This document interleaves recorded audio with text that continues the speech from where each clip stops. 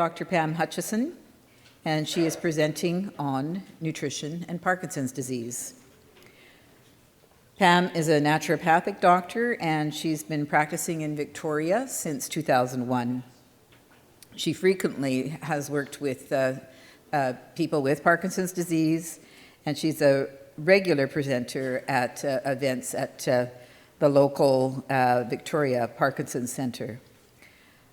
Dr. Hutchison completed her undergraduate studies at the University of Guelph with a focus on human biology, nutrition, and pharmacology. She graduated from the Canadian College of Naturopathic Medicine in 2000, where she completed 4 years of training in general medical and naturopathic treatments. She regularly takes part in continuing education and completed extra training to support people with Parkinson's by attending Dr. Laurie Mishley's PD school at Bathurst University, Washington State, and she also was an attendee at the recent World Parkinson's Congress in Kyoto, as well as the one 3 years previous in Portland. So please join with me in welcoming Dr. Hutchison.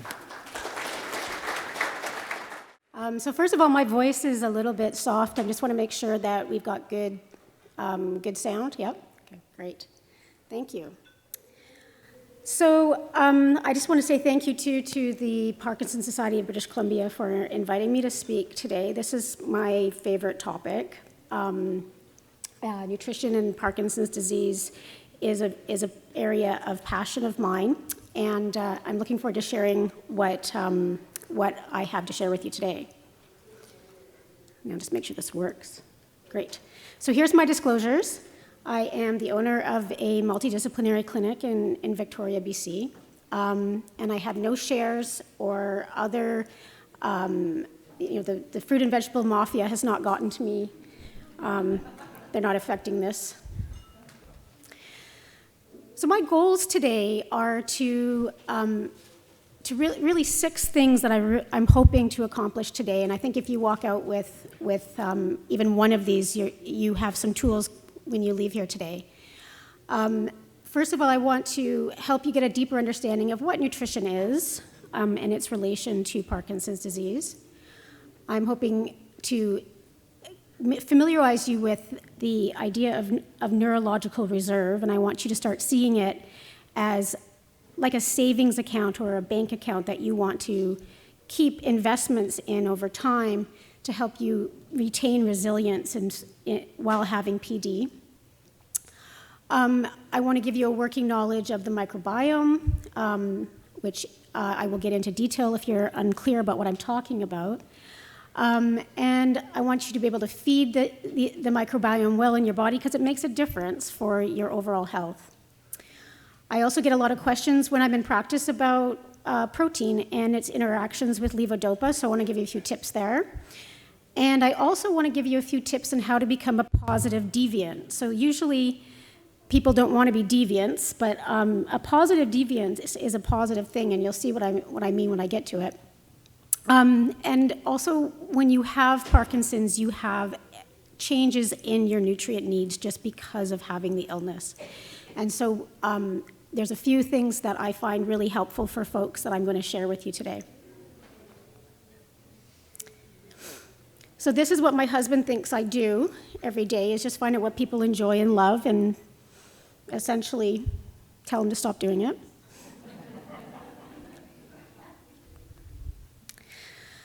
So a nutrient, we always think of nutrients as something that we take in through our mouth.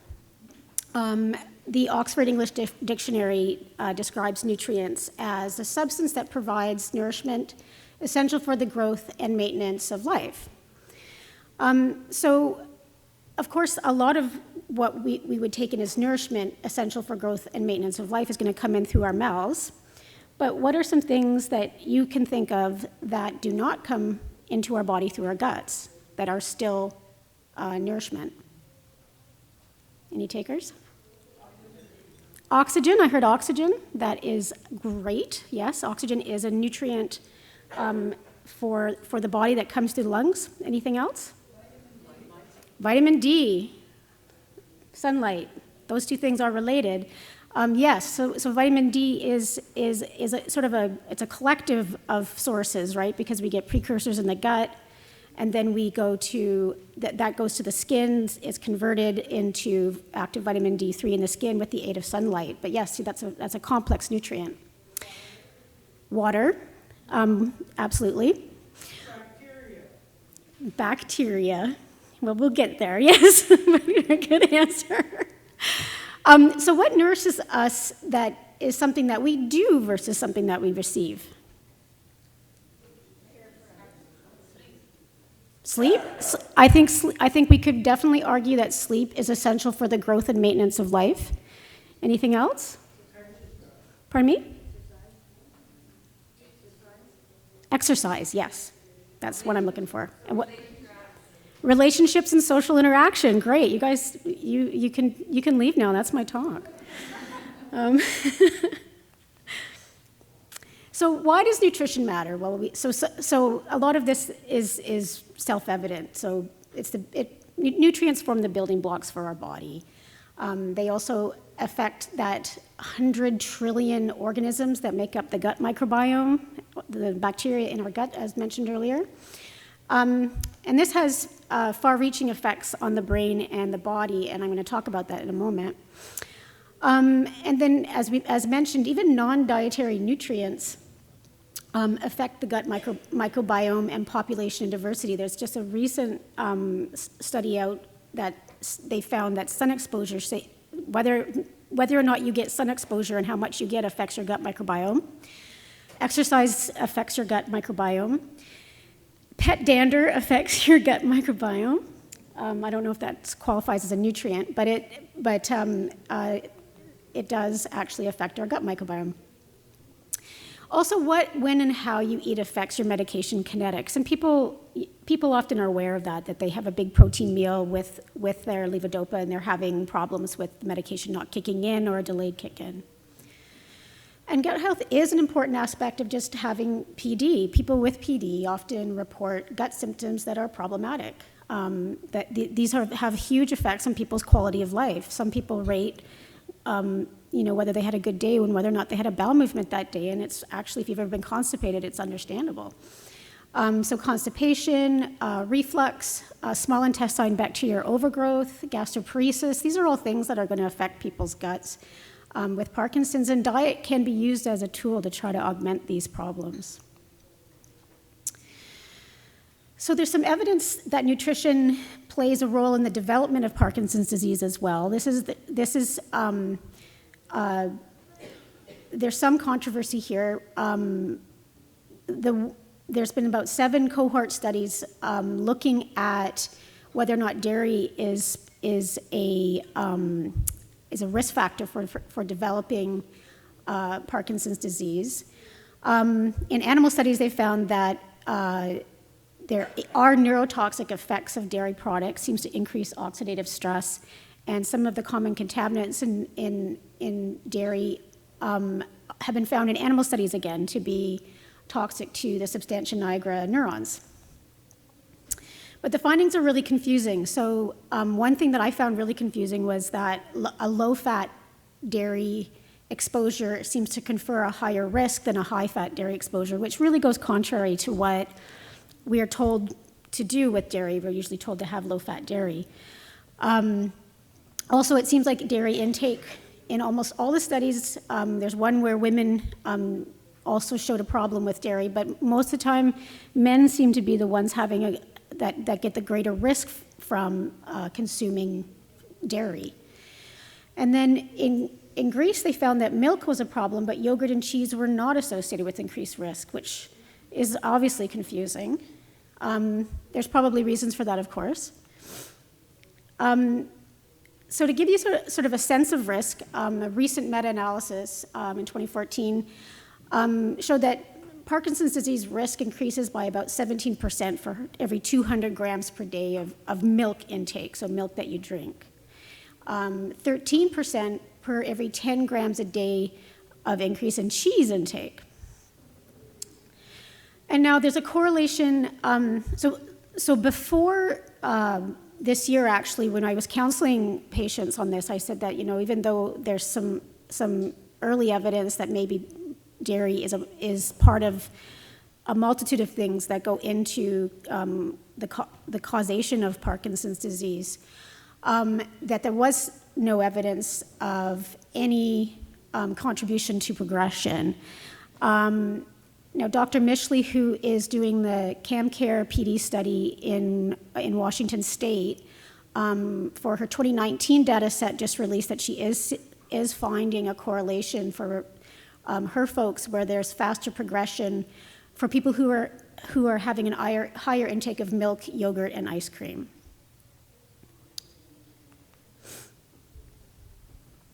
So the good news is that there's some things that also seem to correlate with lower risk of developing Parkinson's disease. Coffee, people who drink 3 cups per day seem to have a maximal benefit of a 28% risk reduction in developing Parkinson's disease. So this is developing, not progression, but developing the disease. Tea, which is my personal favorite. I think I run on green tea. 3 cups a day was associated with a 7.7-year delay in motor symptoms in people with PD. That has not been reproduced yet. I think that is an important one that someone should look at again. Because yeah, wow, when you hear that, right? As well, there are studies showing exercise, the fats that come from fish and seed oils, smoking. This is not a recommended way to reduce your likelihood of getting Parkinson's disease, but it is correlated. Higher vitamin D levels seem to reduce risk of developing Parkinson's disease. Increased dietary antioxidants and the Mediterranean diet.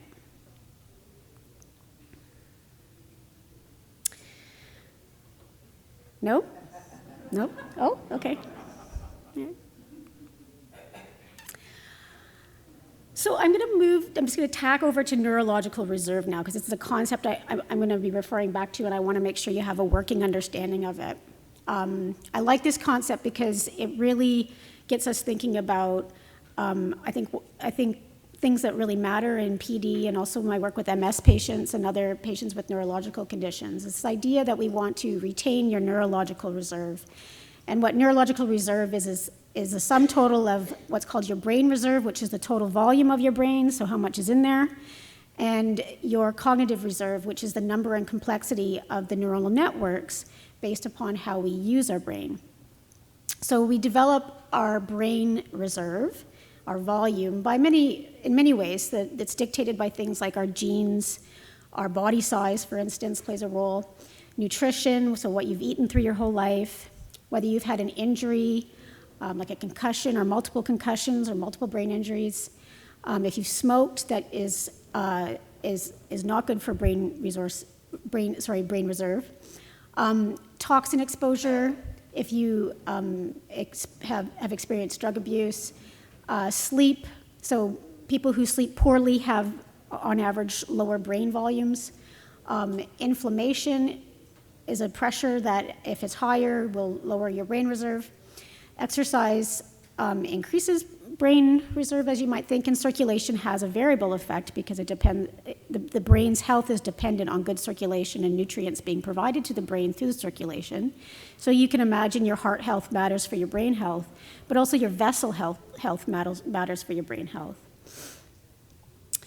And then for cognitive reserve, this is higher in people who have used their brains in more complex ways, it appears. So people with multiple, this is like speaking more than one language, people with post-secondary education, people with mentally demanding careers, meditators. There are ways that you can now, at any age, increase your cognitive reserve. Cognitive reserve, I think, also can be like social exposure is good for cognitive reserve. I didn't put it on there, but that's an important one for maintaining cognitive reserve. And we want to have this because the more complex the neural networks are in our brains, if one of the neurons stops firing properly or stops behaving properly, you have more networks that the brain can rely on to do a workaround. So as I just mentioned, this is about resilience. It's about improving your resilience and helping you maintain your resilience in the face of Parkinson's disease. My goal is really for you to see this neurological reserve as a savings account. So the more that you have in it, the more you can afford to lose and still live well. And there's always an opportunity to slow down loss. There's always an opportunity to challenge your brain in ways that get it to do things that will improve its neurological reserve. I think beyond medications, most of what your neurologist, what your movement disorder doc, what your physiotherapist, what your naturopath, what your OT is trying to do is really to try to help you find ways to maintain your neurological reserve as long as possible. So what does diet have to do with neurological reserve? Again, a lot of this will probably seem really self-evident to you. Nutrition plays a key role in it. It provides fuel for the brain, helps it with building, repairing, and rebuilding. Again, antioxidants and anti-inflammatory factors come through the gut in a variety of ways. It also provides the precursors for neurotransmitters, and encourages or discourages things like the production of myelination. So when people have or in studies where they've looked at mice with an MS model illness going on, so these mice are used to study multiple sclerosis, they found that in order for them to have good myelination, they needed to have certain microbiota profiles going on. So microbiome are releasing factors that encourage us to develop even the insulation on our nerve fibers. And as well, again, vitamin D and other substances are coming from the diet and coming from the microbiome that improve neuronal connections. So some nutrients that we know seem to support neurological reserve, omega-3 fatty acids, as mentioned before. Antioxidants, I think blueberries might be the most researched neuroprotective food right now. But they have been found to be helpful and neuroprotective and therefore protecting neurological reserve. Our colorful fruits and veggies, spices and herbs like turmeric, ginger, and parsley.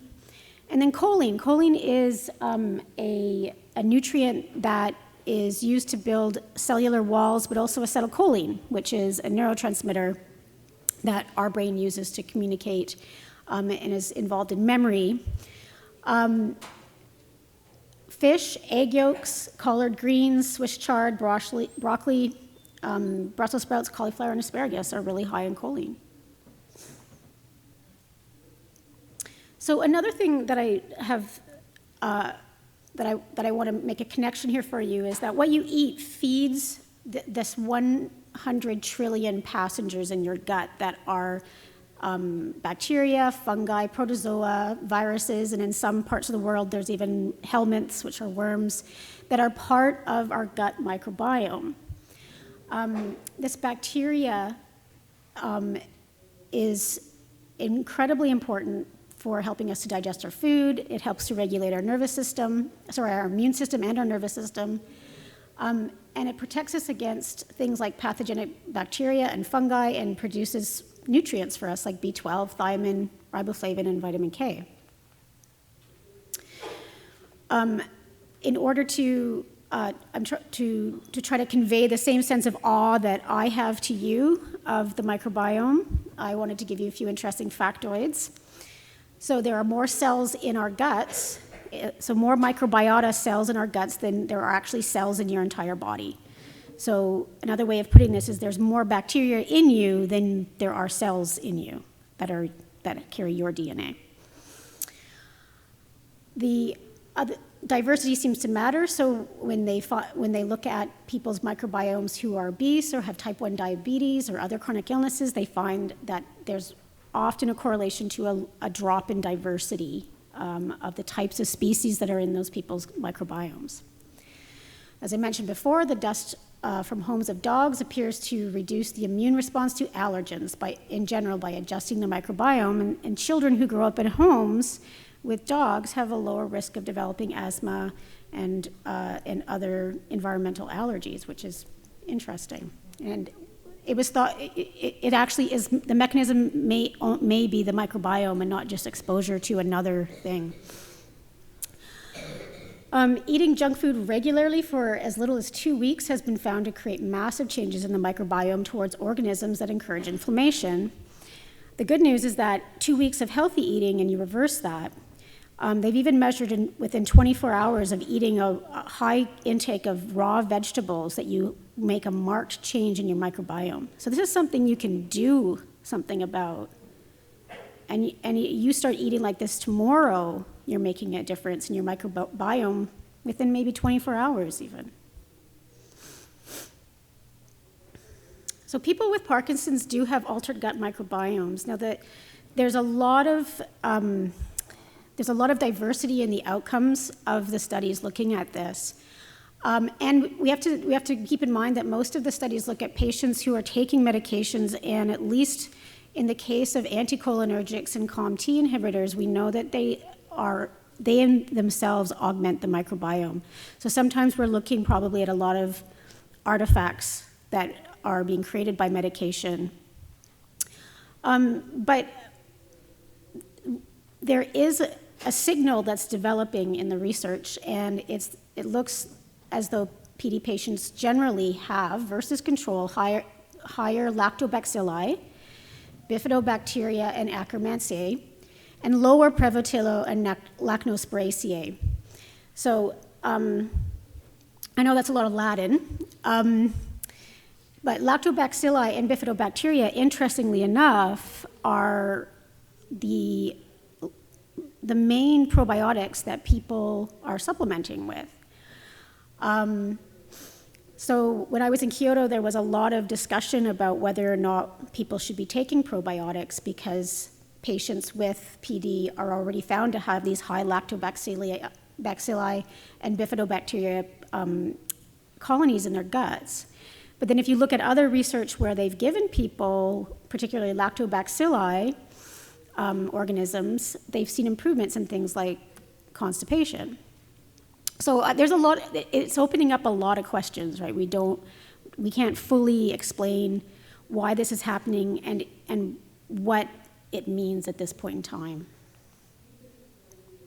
But to give you a sense, so just to go back, so one of the lower organisms was Lachnospiraceae, and Lachnospiraceae is a major producer of what's called short-chain fatty acids in the colon. Short-chain fatty acid depletion is implicated in the pathogenesis of PD in many studies. So people with Parkinson's are just found to have lower levels of short-chain fatty acids.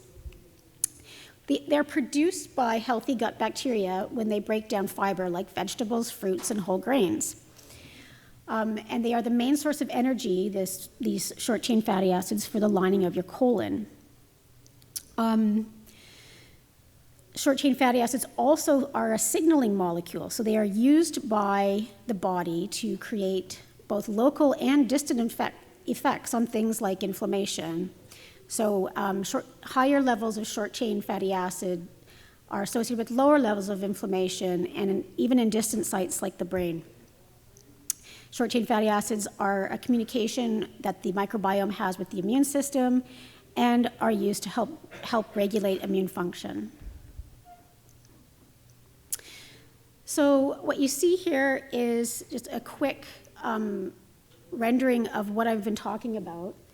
So we have in the gut here, we've got those microorganisms, and they're producing good and bad things, right? So it's not just all good stuff. So there's metabolites, there's vitamins, there's neurotransmitters, there's hormones, there's pathogenic proteins, there's neurotoxins even coming from the microbiome. So the microbiome isn't all good. It just is. And there are ways in which we can turn it into a tool for you. The vagus nerve and the circulatory system are ways in which these things leave the gut and get access to the brain.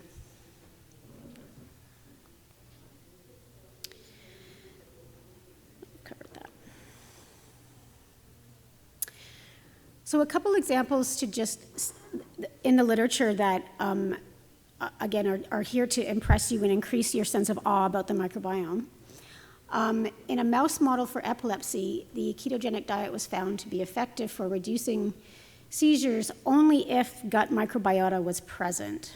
So if they took those mice and they sterilized their guts, the diet that was reducing their seizure frequency did not work anymore. That the gut microbiome is playing an important role in the treatment effects of the ketogenic diet. The two strains that are high in these mice that are fed the ketogenic diet are known to increase hippocampal GABA and glutamate. The hippocampus is an area deep inside the brain. So these microbiota are affecting a structure far from where they live. But they're doing it by decreasing a specific gut enzyme's activity. And in MS research, bacterial metabolites have been found to gain access to the brain and control microglial cell activation. So microglial cells are they're cells in the brain that help to control inflammation. And again, they found in this research that you could augment this bacterial metabolite release through diet. So how can you go home and start improving your microbiome? So we cultivate a healthier microbiome by what we eat, by exercising, by getting sun exposure, and by ensuring that we get adequate sleep. So it's mainly lifestyle measures, right? What you don't eat makes a difference. So if you eat a lot of sugar, you get more pro-inflammatory microbes in your gut. So you want to keep that low in your diet. Fried foods, same problem. Highly processed foods, same problem. Artificial sweeteners definitely create problems for our microbiome that encourage obesity and that encourage inflammation. If you limit these kind of things, you are also making a difference to your microbiome. The difference obviously is bigger if you've been eating more of that, but in general, what you eat and what you don't eat also makes a difference. There's also this concept of prebiotics and prebiotic fibers. You can eat a lot of prebiotic fiber just by eating a lot of healthy whole grains, by eating asparagus, garlic, onions. These are foods that can provide you with prebiotics that fuel the healthy gut microbiomes and help the ones that you want to live there well and happily. And another thing that you can do to improve your gut microbiome is to eat fermented foods. And I encourage people to look at the fermented foods that are coming from fermented vegetables and organic soy. So things like sauerkraut, lacto-fermented pickles. So these are pickles that are in the refrigerator case, not the ones that are sitting out on the shelves. They're in the refrigerator case, and they'll be a little bit bubbly when you eat them. And any vegetable that's been lacto-fermented is of benefit. You're getting healthy microbiome from them. Kimchi, tempeh, which is a fermented soy product, and then miso is also a good source of microbiome organisms. So now I'm going to switch to talking a bit about progression in diet and the idea of positive deviance. So not often are you told that we want you to be a deviant, but this is a time where I want people to be positive deviants, because this is there's a movement in research to look at communities and see who are those individuals who've adopted behaviors and strategies that allow themselves to thrive despite the collective challenges that community is experiencing. So the whole idea is that if you know what positive deviants in the Parkinson's community do, what they don't do, what they do more of, what they do less of, we can help guide the greater Parkinson's community to adopt those strategies. Through all of this, I want to emphasize, though, that correlation is not causation. So when a trend towards certain low-risk behaviors is shown, One of the things that often gets said is, well, but that's correlation, not causation. And my argument really is that if these are low-risk behaviors that are associated with better outcomes, what is the harm in adopting those behaviors? So the Pro-PD scale is a scale that was produced by Dr. Laurie Mishley. She's a naturopathic doctor and PhD. She works at Bacterial University and the University of Washington. And in 2013, she started tracking people over time for their motor, non-motor, and motor symptoms. She created this tool to monitor progression. And she looked at what kind of activities, behaviors, and dietary differences are common among the slow progressors. So if you haven't been there, if you haven't done it, this is the website you go to. It's www.propd.org. And there you can get your ProPD score, and you can choose whether or not to become part of her research cohort as well. And so this is a graphic representation of what she's been finding. So along the bottom are the years since diagnosis, and this is your Pro-PD score. The higher your score, the worse you're doing, so it's like golf. So a couple of things to know about Pro-PD. The average progression per year is 38 points per year. Each of those 33 motor, mood, and non-motor symptoms is rated on a scale of 0 to 100. And as you can see, if we go back, in the green is excellent, good, then fair, then poor as you go up. Whoops. Yes. So that red circle there, those are the positive deviants. Those are the people who, 15 years, look at some of these people. Each of those dots is a person, is a person, not a people. So look at this person. So they're still measuring excellent. This positive deviant out here, very deviant. That's about 17 years out, and they're still measuring as excellent on a Pro-PD scale, versus someone here. These people are struggling, and she is looking at why they're struggling too. So that this is also being tried. She's trying to understand that.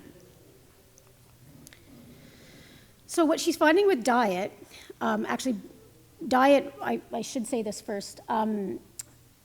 What she's looking at with diet was measured on a 10-point scale from having less than 1 serving a month to 5 to 6 servings a day. So that's important.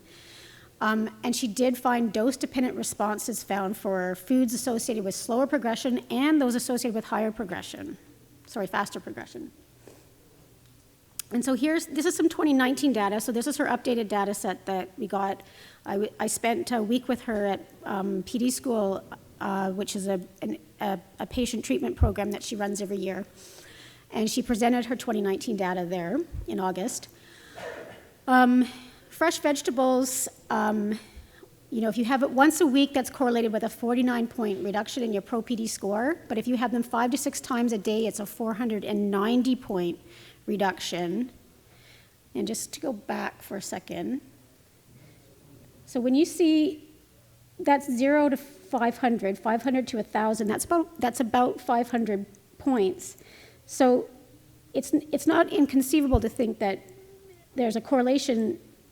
If you were to start in this range and you were eating 5 to 6 vegetables a day, that you might possibly be conferring a benefit of yourself to go into the good category from the fair. Because that's a big jump. That's a big jump in points. That's almost 500 points. Fresh fruit, she found similar dose-dependent results, about 46 to 400 point reductions. The more that you ate, the better. Nuts and seeds, same. Non-fried fish, so this is, as long as you don't fry it. Fish, just don't fry it. Up to 350 point reductions. Wine, olive oil, fresh herbs, coconut oil, and green tea all also were associated with improvements in lower PD scores. It's not 5 to 6 servings of wine a day, though, sorry to tell you that. things that positive deviance limit. So these are the things that she's finding people are having more in the upper left side of that chart that I showed you. So they tend to be eating a lot more canned food in general. So whether it's canned fruit, canned vegetables, diet soda, a lot more fried food. They eat more beef. They eat more ice cream, frozen vegetables, yogurt, milk, and chicken. And she does correct this, corrects for income. So these are not just markers of socioeconomic status. She has corrected for income in this data.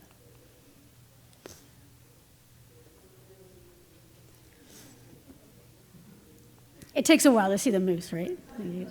Yeah, I know. It's not that funny.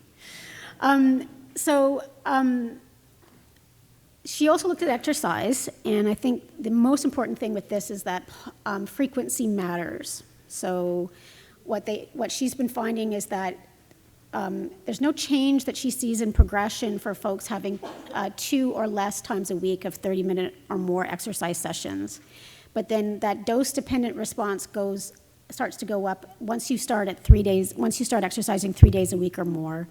And so at 3 days a week, she's seeing about a 201 average point reduction in the Pro-PD scale. 7 days a week, 350 point reduction in the Pro-PD scale. The type of exercise makes a difference. So running and a specific cycling program called the Park Cycling Program showed the greatest reductions in the Pro-PD scale. And this is not to discourage these behaviors, but more to a point of interest was that dance and walking had reductions, but less so than running in the Park Cycling Program. So it appears that intensity matters, and there may be some other reasons why why running in the Park Cycling Program specifically are the best so far in her studies.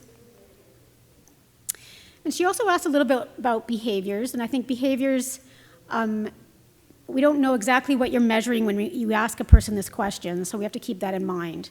One of the average reducers in the Pro-PD score was routinely preparing meals for others, but it's important to say that if you're doing better, you're more likely to be routinely producing meals for others. So it's not necessarily a strong correlation to an actual cause and effect. Cooking most of your own meals seem to be of benefit. Buying from local farmers and eating. The question is do you say yes or no to I try to eat organically foods when possible? So it's not do you eat organic all the time? It's more are you making that attempt is what she's asking. One increaser in Pro-PD score was drinking from plastic bottles.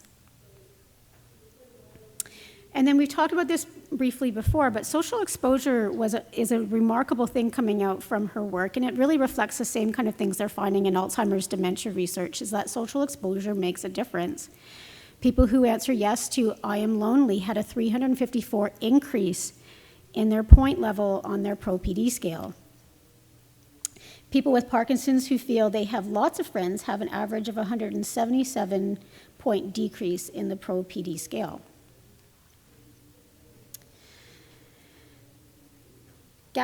So I'm going to move to discussion now about the dietary effects on meds. I'm going to move a little fast because I know I'm running out of time here.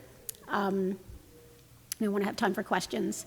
So levodopa requires good gastric acid levels in the stomach to become bioavailable because it has good solubility in an acid environment, but poor solubility in a neutral environment.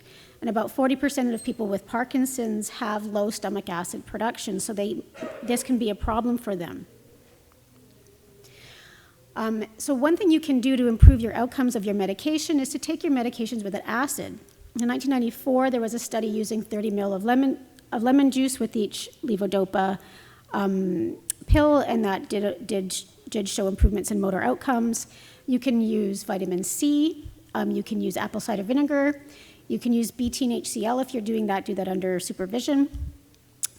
And also dietary practices when you're eating can also improve your HCl level. So these are things like eating mindfully and minimizing stress when you're eating. This is probably the most common question I get, which is protein interfering with my medication? Some of the ways that you might be able to determine if this is you is, does it take a long time for a medicine to kick in? Are you spending more time in your off state than typical, especially if it's related to a high protein meal? And are you experiencing a lot of dose failures? So where the med does not seem to work at all, especially related to protein in your diet. So you can keep a journal of what you eat, drink, the timing of your medication, the results, and bring that to your doctor, your neurologist, your movement disorder specialist, your dietitian. Or you can also do something else, which is you can do a 4-day low protein diet and see if you get better symptom control. So these are the foods that if you're doing a low protein diet, you would limit. 4 days of low protein eating isn't going to create a massive amount of harm for you, and it might give you some information as to whether or not you are having a problem with protein. And then you can take that information to your healthcare providers and get help with how to deal with this. A couple things that do help with this is making sure you take your medication 30 minutes before, an hour after meals if you're having problems with protein interference, because not everybody does. You can also look at limiting your protein intake during the day and having this high protein dinner at night. At PD school, they also talked about how there appears to be a trend that plant protein is less interfering than animal flesh protein and eggs. So maybe you are a vegetarian, vegan through the day, and then at dinner you become a carnivore. And finally, there's changed nutrient needs for people with Parkinson's disease, as I mentioned earlier. I think one of the big ones is hydration. You have problems like increased nighttime urination, low blood pressure, medication side effects, and altered thirst signaling that are contributing to problems with getting adequate hydration. 2 liters spaced out versus chugging water is a bit more effective. When you chug, a large amount of water, what happens is you get a big volume expansion in your bloodstream, which actually causes a reflex, and the kidneys will upregulate their action in order to try to manage that. So you get more retention of fluid if you space it out over time. Make sure to get additional fluids if you're exercising. And I find electrolytes can be very helpful for folks. There's these Noon tablets, they're sold at MEC, they're sold at a lot of sporting stores. They're little tablets that effervesce when put in water. So they're easy to carry around, and you can drop it into a big jug of water and have that once or twice a day. Take it with you when you're going to the gym to exercise. This can be helpful both with people who are having problems with muscle cramping, and also if they're having a lot of orthostatic hypotension issues. I've found that sometimes this is a bit helpful for them. Vitamin D, there's a tendency to have lower vitamin D levels, and a correlation to lower vitamin D levels at diagnosis being associated with greater, more severe motor symptoms 3 years later. It also seems to be kind of challenging. I find it challenging to get some people's vitamin D levels up. I prefer to test, treat, and retest, but this isn't really well supported, unfortunately, with our current healthcare system and how they treat vitamin D testing. But if possible, that's great, because then we can see if that person is really low or just a little low, and that can help us with deciding how much vitamin D to take, and then we can retest once a year down the road and just see if it's working. There is some risk with vitamin D. There has been a case recently of someone having calcifications in their kidney related to overtaking vitamin D. So there's a good reason to although it's quite safe, there's a good reason to be a bit cautious with it. And my time's up. So the last thing I'll say is that fiber, I think, is one of the most important things that you can get more of in your diet as a person with Parkinson's. 4 to 6 cups of vegetables per day, 1 to 2 cups of fresh berries or fresh fruit, whole grains, and even they found that psyllium husk powder, supplementing with psyllium husk powder can actually improve your absorption of your levocarbidopa. So you make your medication work better. So you have this in your package. This is essentially the take-home message from Dr. Mishley from her work with her CamCare study. And I invite you to go home, take this in, think about it, and find ways that you can start to incorporate some of these changes into your life. Thank you so much.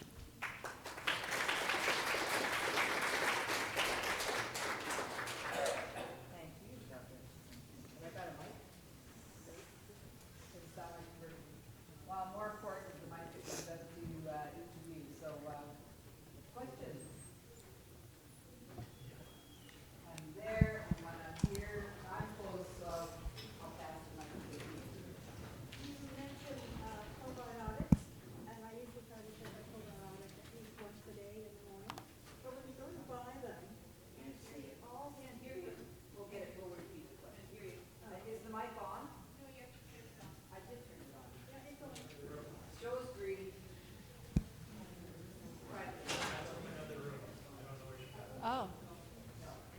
Try this. You might be talking in another room. I'm talking in another room.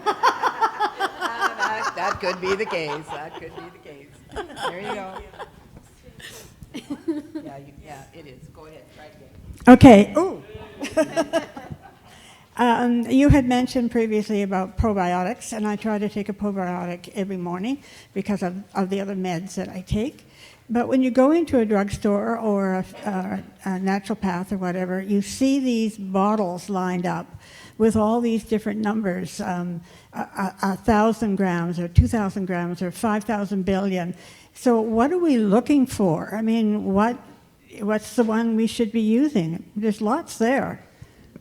So the question is, there's a wide variety of probiotics on the market, and what would be an appropriate probiotic for someone with Parkinson's disease?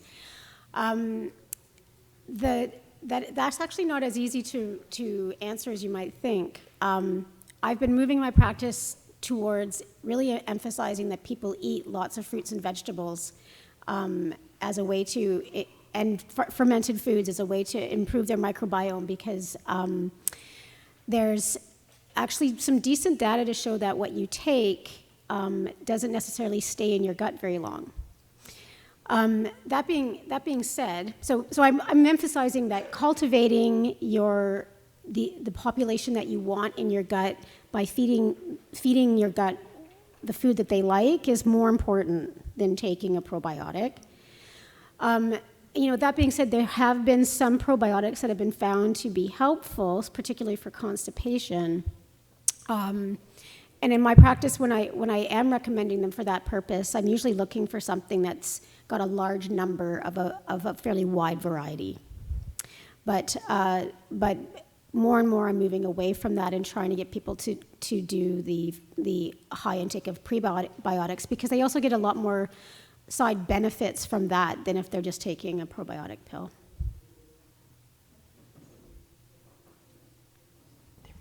Thanks, Pam.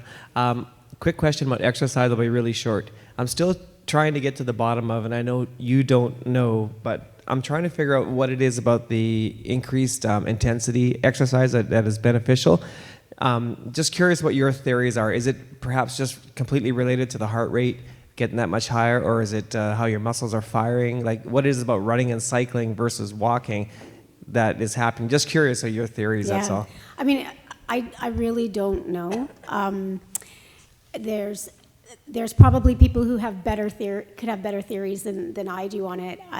The best that I can say is that I see it both in practice and like we see it in Mishley's work and other people's work that when you get intensity up, it improves outcomes.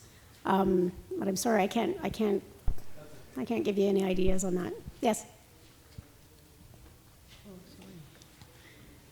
So talking about dairy, the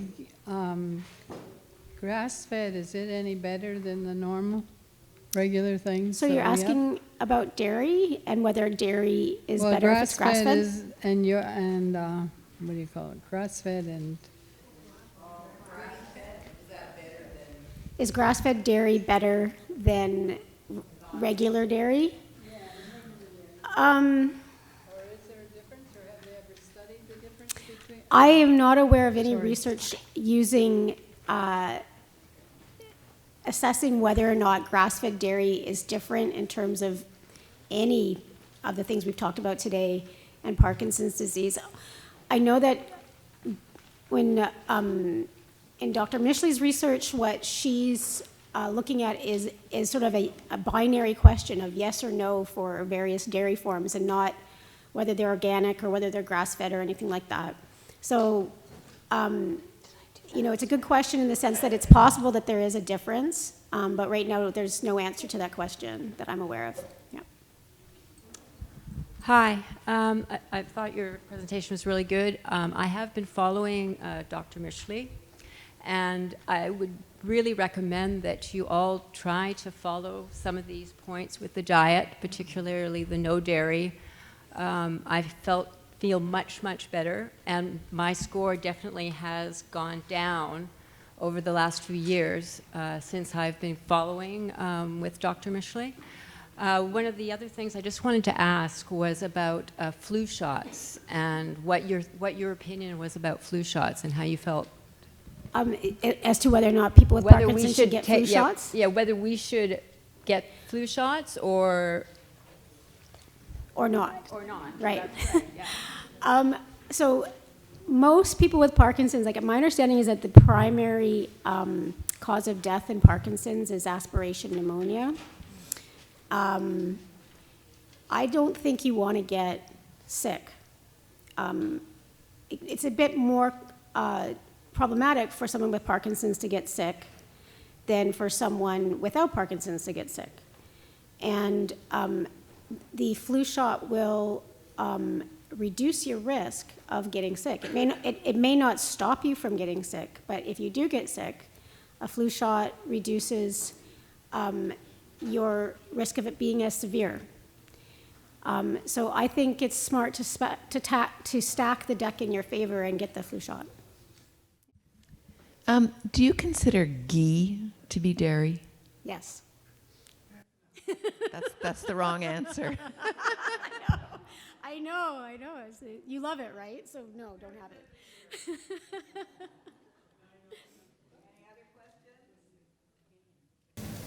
All right, well, thank you again, Dr. Thank you.